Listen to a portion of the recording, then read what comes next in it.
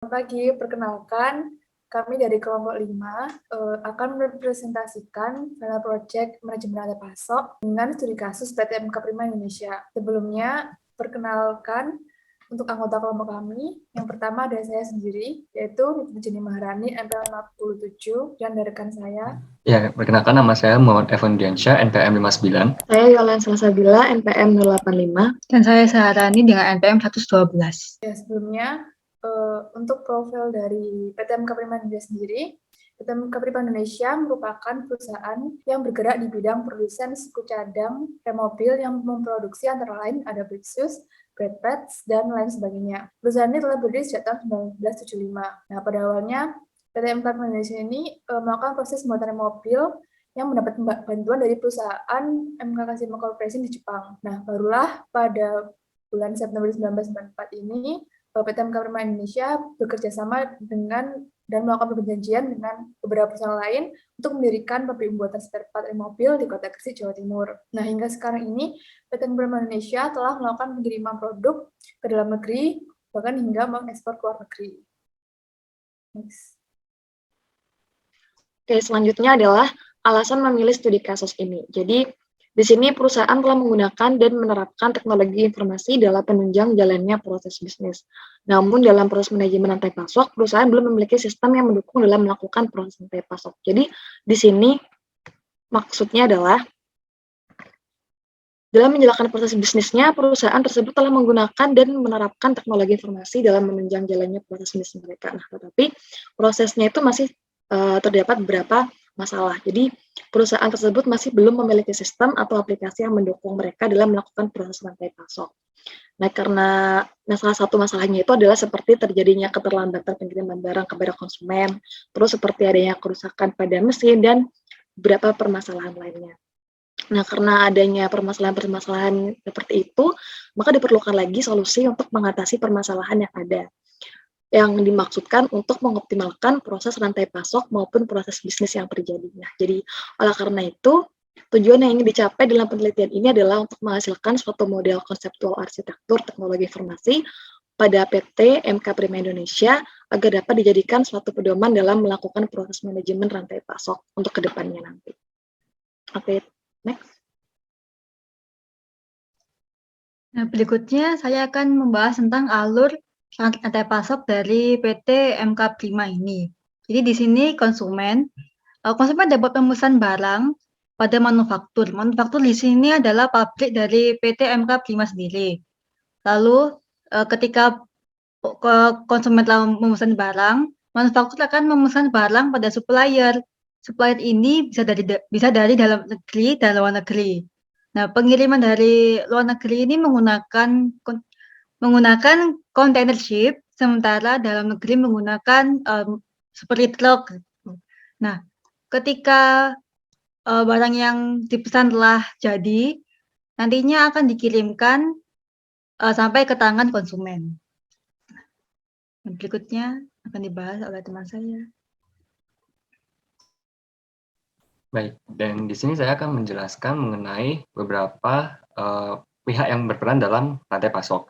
Jadi dalam rantai pasok sendiri itu ada beberapa bagian. Yang pertama itu ada supplier, yang kedua ada manufacturer, yang ketiga distributor, dan yang terakhir adalah konsumen. Jadi untuk supplier yang pertama di sini adalah supplier yang digunakan oleh PT MK Prima Indonesia sendiri, ada dari dalam negeri maupun dari luar negeri. Yang pertama ada Steel Plate yang merupakan perusahaan dari Cina dan juga ada yang dalam negeri. Kemudian ada Friction Material yang berasal dari Jepang, Box Packaging dari Jepang dan dalam negeri. Lalu ada Shim dari Cina dan yang terakhir ada Baking Plates yang berasal dari Jepang. Kemudian untuk pihak yang manufacture sendiri ini adalah PT MK Prima Indonesia. Terus untuk distributor dalam PT MK Prima Indonesia sendiri tidak ada, namun dari produk yang dihasilkan oleh perusahaan ini nantinya akan diserahkan secara langsung ke konsumen atau konsumen akhir, yaitu biasanya itu retailer atau perusahaan-perusahaan besar seperti PT Toyota Astra Motor maupun seperti pada bengkel lainnya.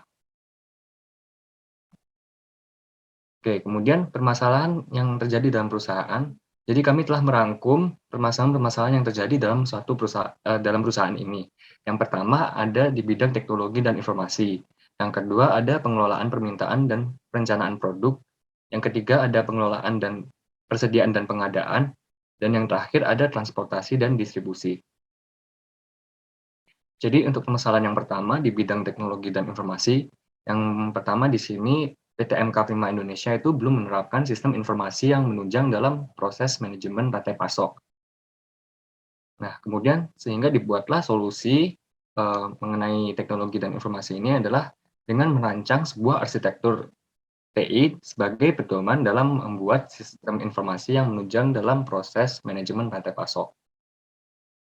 Nah, berikut merupakan gambaran arsitektur teknologi informasi yang dapat dijadikan sebagai pedoman oleh PT MK Prima Indonesia sebagai acuan dalam membuat sistem informasi. Jadi yang di sini yang pertama ada, jadi di PT MK Prima Indonesia itu terdapat 2 departemen utama. Yang pertama ada Manufacturing dan ada Finance and Administration Department. Di dalam departemen Manufacture terdapat 2 PC dan 1 laptop. Kemudian untuk Finance dan Administration terdapat 4 PC dan termasuk database server. Kemudian seluruh perangkat tersebut itu nanti akan dihubungkan oleh masing-masing switch. Nah, kemudian dari switch tersebut nantinya akan dihubungkan ke satu web server, di mana web server tersebut juga terhubung dengan database aplikasi. Kemudian dari web server tersebut nantinya akan dihubungkan dengan router, di mana router ini juga dihubungkan dengan firewall untuk menjaga sebuah keamanan data, dan nantinya dihubungkan dengan cloud internet. Jadi untuk supplier maupun shipping dari pihak shipping atau pengiriman itu nantinya dapat mengakses website tersebut melalui beberapa device seperti tablet atau HP, laptop maupun PC dengan menggunakan internet. Nah, berikutnya akan dijelaskan oleh rekan saya. Nah, kemudian permasalahan yang kedua merupakan pengelolaan permintaan dan perencanaan produksi. Permasalahannya ada pelanggan memesan produk dan ingin produksinya lebih cepat, menyebabkan banyak karyawan yang lembur. Kemudian kerusakan pada mesin produksi sehingga menghambat produksi barang. Yang ketiga ada gangguan produksi yang disebabkan karena listrik padam yang menyebabkan terhambatnya suatu produksi. Nah, solusi dari adanya permasalahan ini adalah next. Nah, yang pertama adalah menerapkan suatu kebijakan atau standar SOP yang berlaku pada perusahaan. Dan di sini perusahaan belum menerapkan standar SOP yang berlaku, sehingga perusahaan dapat menerapkan standar SOP agar masalah-masalah yang ada itu bisa diatasi dengan pedoman SOP yang berlaku tersebut. Nah, SOP nantinya itu harus didokumentasi dan dipahami oleh setiap karyawan. Kemudian ada perusahaan harus menyiapkan biaya yang lebih untuk menyiapkan kemungkinan terburuk yang terjadi. Nah, kayak misalkan lampu mati atau suatu alat yang rusak itu merupakan kejadian yang tidak terduga yang karyawan tidak tahu kapan munculnya, sehingga perusahaan harus menganti-nganti untuk kemungkinan yang akan terjadi. Jadi perusahaan harus menyiapkan biaya yang lebih untuk menyiapkan kemungkinan terburuk yang akan terjadi. Sehingga hal-hal yang tidak diinginkan tidak akan terjadi. Kemudian terakhir ada menambah jumlah karyawan dalam proses manufaktur. Nah, menambah jumlah karyawan ini bisa karyawan freelance atau karyawan lepas, atau juga yang bersifat tetap tergantung kebutuhan suatu perusahaan. Karena jika perusahaan itu memiliki banyak karyawan, tentunya akan membantu suatu produksi akan lebih cepat karena banyaknya karyawan tersebut. Ya, berikutnya akan dibahas oleh teman saya. Ya, kemudian permasalahan selanjutnya ada pada pengelolaan persediaan dan pengadaan. Nah, salah satu permasalahannya yaitu terkadang barang dari supplier yang dikirim dari luar negeri mengalami keterlambatan karena kan keterbatasan kontainer ship yang ada. Nah, keterlambatan dari kapal kontainer ship ini menyebabkan pihak pelabuhan tidak bisa mengirimkan barang sesuai dengan jadwal yang telah ditetapkan. Next.